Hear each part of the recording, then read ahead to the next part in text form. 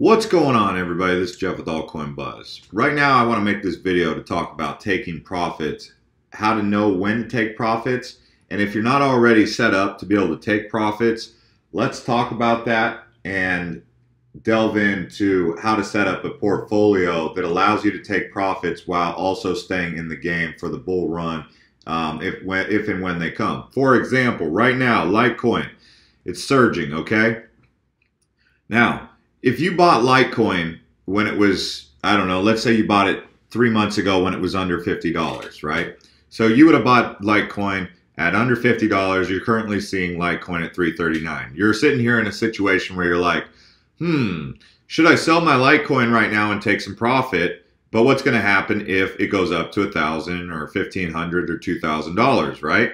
So what you can do, and what we've talked about previously, is you have two positions, and I'm talking mostly to the people who are new to cryptocurrency or new to trading or investing in general in these markets, because there's two things that you should try to do: have a core position and a trading position. Okay, so for example, if you're going to get into Litecoin and you want to sell at $3.39, if you had 15 of these coins that you bought at $50, you could sell 7 of them, take profit, still hold 8. Now here's the benefit of taking profit. One, if and when it pulls back, you already know that you took profit, because taking profit is something that you're just going to have to get used to doing right now. I know you guys don't want to feel like you're going to miss out on the opportunity, but the wise investor strategy is to figure out a way to take profit. Now, I'm not saying go out and sell all your positions and take profit right now, although you could if you wanted to. Obviously, everyone's got their own techniques and strategies. But what I'm saying is try to split it. Like have a split, maybe 50-50, maybe 75-25. Maybe take profit on 25% of your position and hold 75%. You don't have to sell the whole thing. Just because you have, let's say you had 5,000 Ripple right now that you bought at 22 cents. Right now it's sitting at 35 cents. You could sell 25% of that and just put that into USD or into Bitcoin right now. You could put that into Bitcoin, okay? Because if you sell it into USD, blah, blah, blah, the IRS tax man maybe might want to know about that. So if you put it into Bitcoin, it might be a little bit safer play for you, because you can fork it into Bitcoin, hold it there for a little bit. If Ripple drops back down to, I don't know, 30%, you just improved your holdings. So you increase the number of Ripple and your buying power by forking it when it's high. If it goes up, you're not too sad, because you're in a nice position with Bitcoin. You could also fork it into Ethereum. What you guys should be doing if you're trying to take these profits and you're keeping it into cryptocurrency, you need to think about which one's the best conversion, right? So you might go into the Ethereum market because it appears to be surging. So you might put some money into Ethereum, the Ripple. But you would basically need to be looking at the percentages of how much you're up and how much room you have to grow. So let's just say this. So over the last 24 hours, Ethereum is up 30%. Ripple is up 40%. So if you put it into here, are you going to be losing out, or should you put it into Bitcoin? See, these are the things you want to be keeping in mind. I'm trying to explain this in a way that can make the most sense. So where do you have, so if you take a surging coin like this, 40%, you put it into this one, into Bitcoin at 1.42%, when Bitcoin goes back on its bull run, you'll also make more money with Bitcoin having it there, right? So should you put it into Ethereum? Is Ethereum going to run harder and charge farther? Or is it better to put it into Bitcoin, or do you hold it into Ripple? These are like 3 kind of dynamics that you have to think about. It's really difficult to explain it, how you can look at it, how you can look at this paradigm. But basically, you want to be using math, basically, right? You want to be using the percentages and trying to figure out how you can enhance your position always. All right. So if Ripple's up, obviously Ripple keeps going, but you wanted to take you want to take some profit in Ripple on Ripple, and then you wanted to put it into Bitcoin because you're working on getting towards your 1 Bitcoin. If you guys know, have been watching my videos for a while, I've been encouraging people for months now to try and own at least 1 Bitcoin. 1 full Bitcoin is like your goal. So whatever you got to do to get to 1 full Bitcoin, if you got to put it into altcoins that you see 10 times gains that will take your $200 and turn that into $2,000 or $200 and turn it into, who knows, $1,000, it doesn't matter, but whatever you can do to try to get to 1 Bitcoin, that's where your mind should be programmed, is how to get to 1 Bitcoin. Because at the end of the day, even if you don't put it all into a Bitcoin, following that strategy is going to ultimately get you the most income, assuming that you're not trading every single day. Because if you're trading too much, you have to keep in mind fees and stuff like that. So it's not all about trading. You also need to be paying attention to the Satoshis and the dollars. So there's a lot of dynamics that are going to go into trading. But when something's up 40% in 24 hours like Ripple, or like Litecoin, 74%, you know, it's usually a good time to consider taking profit. And if you've got the 7-day chart at 229%, something like that, based on my experience, once it hits 7 days at 200%, that's like, take some profit, guys. Like, that's my thing. I'm at that point where if I see it at 220%, I'm saying take profit. But just keep in mind, you know, what are you going to, if you're going to fork it into something, make sure the ratios are there to make sense of it. You don't just sell one cryptocurrency and put it into another cryptocurrency that's also soaring, but at a lesser degree, right? Then you'd be better off just keeping it into Litecoin. So there has to be more upside in the position that you're putting it in. Usually people would do that with USDT. That's where Tether becomes popular, right?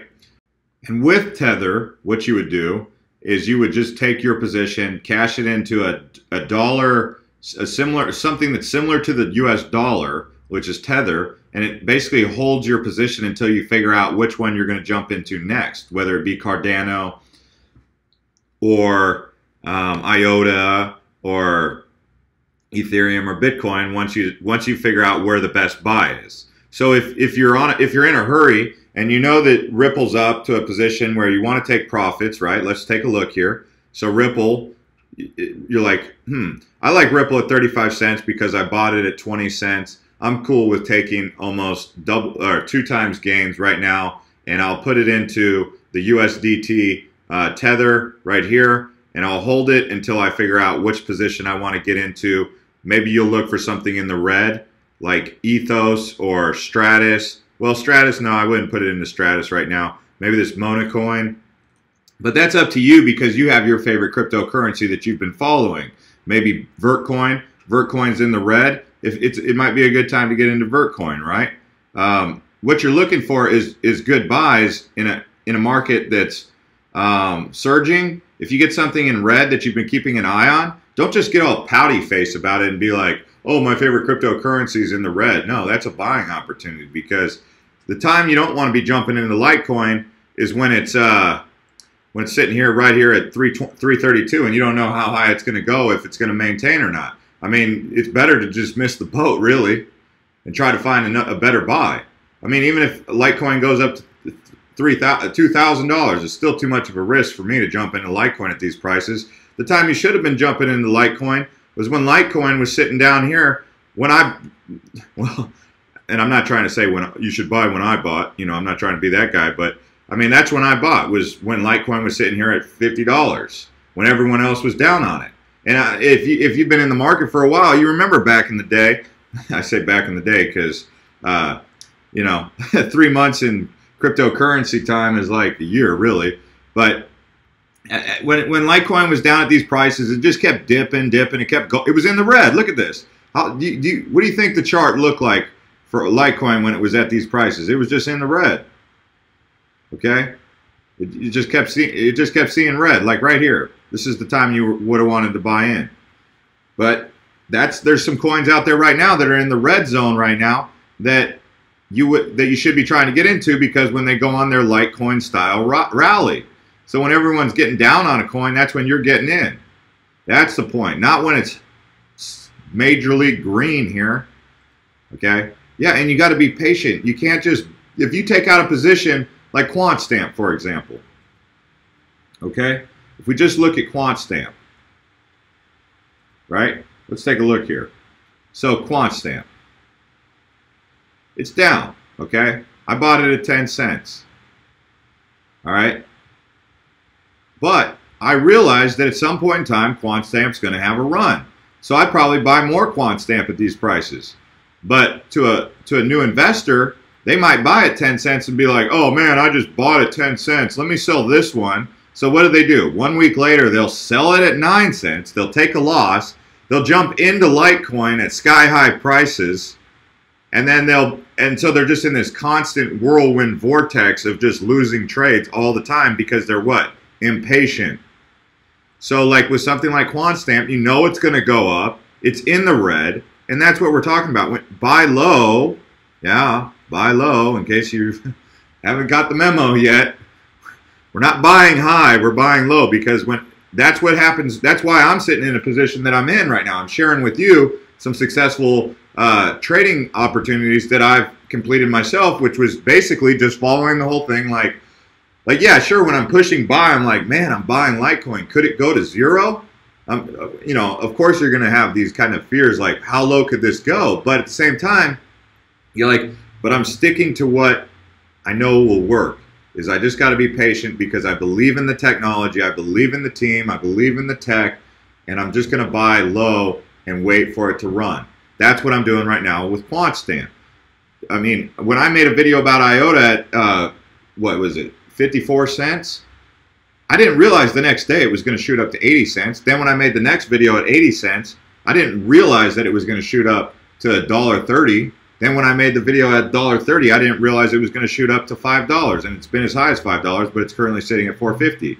But the thing is, I just had that feeling that it was going to go. When I made the video about Cardano being at 2 cents, Cardano was in a sea of red. It was just constantly sticking to red. I mean, it wasn't going anywhere, and people were getting down on Cardano. But what was I doing? I was buying. That's how I ended up taking profit at 12 cents, you know, at this range. When EOS was getting boring for people because it was trading at 40 cents, I was getting into EOS. Now it's at 5.32. So I can tell you by just being in the markets for long enough that that's what happens. It's like Lisk. I was buying Lisk under $5. I was loading up on Lisk at $5. Then it went up to $10, and now it's found a new home at two times gains. But I'm still holding, you know. But I could take some profit on Lisk. I could take some profit on Amise Go, you know. So the point is that that's just how it is. It really is a waiting game, and you don't just jump into a position. Then when it goes down 2 weeks later, say, okay, I'm just gonna get out of this position and go into another position. Have I done that in the past? Yeah, that was back when I was first starting out. But then I started learning about trading and how to do it, like you guys are learning right now by listening to videos by me and other people and reading books and listen to Audible and listen to podcasts. You start to realize, oh yeah, okay, I can see why I shouldn't just get impatient and sell QuantStamp at a penny loss on 3,000 coins, right? Because that stuff adds up over time, and that's not smart trading. That's impatient trading that leads to unsuccessful gains. Even if you're trying to FOMO into Litecoin, it's not worth it because it's sky high right now. Don't sell a position low so you can get into another position. But back to the basic point of this whole video. Consider when you're taking out positions, consider a core position and a trading position. So one to take profit and one to hold for the bull run rally, right? So one that's going to the moon, one that you can take profit on the way up to either increase your buying power in that currency through patience or fork it into a different cryptocurrency to ride that one next, right? So let's just say you had Litecoin, you could take profit on Litecoin and fork it into QuantStamp while it's low. Sure, you're going to have to wait. You could fork it into Cardano. Cardano hasn't done anything. Cardano's already had its run. So Litecoin, we don't know where it's going.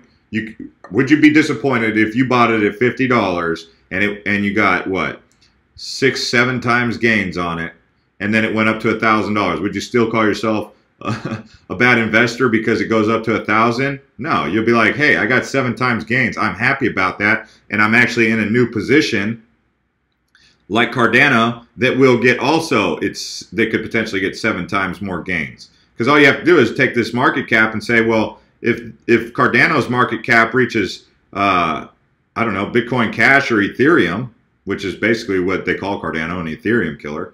If Cardano catches Ethereum, I mean, how many gains is that going to be? You just take this number and divide it into this, and then you know how many gains you can get out of Cardano if it does indeed catch Ethereum. You get the point. So forking out of Ethereum right now into Cardano, would I do that? No, because I think Ethereum is one of the best technologies and best cryptocurrencies to invest in. But I also think that Cardano is very close as well. So EOS, another one. I mean, this one's high, but it's still got tons of room to grow. What happens if it catches up to, I don't know, IOTA, right? So you're looking at 3 or 4 times gains, 4 times gains. So NEO, right now, NEO's ice cold. NEO hasn't done anything, but a lot of people 2 months ago, what were they on? The NEO wagon. I mean, NEO, people were hyping NEO like they were Electronium, right? I mean, Electronium's the new NEO. Speaking of Electronium, let's take a look at Electronium to see how that was doing. Okay, so it's up 15%. It's been a little bit higher today. It's been up to 13. But yeah, Electronium, I mean, if you were buying Electronium when I made my first video at 2 cents, if you remember that video, what was I talking about? Hey guys, we're looking at Electronium right now because it's going under the radar. Everyone's down on it. No one's excited about it. Look how long that took. Look how long you would have had to wait for Electronium before it went up to 12 cents, 13 cents. So I was waiting on Electronium from November 11 to about November 26. That's over 2 weeks. See, so sometimes you have to wait for 2 to 3 to 4 or 5 weeks. Look, I mean, you could even say that I was waiting longer than that. But I actually really started to, it actually came onto my radar about this point right here. But I participated in the ICO. But when I checked in on it to see where it was at, and I saw it was low like that, that was the signal that I needed to jump in. Are you going to be right every time? No. But when you can jump into these positions that are going to see 5 times gains because you're just following the simple formula of buy low and sell high and not sell or buy high, sell low, you will start seeing 5 times gains. But the thing is, when it's in the green, you don't just FOMO in. People asking me if they should jump into Litecoin right now. I'm like, me personally, I'm staying away from Litecoin right now. You're more than welcome to jump into Litecoin.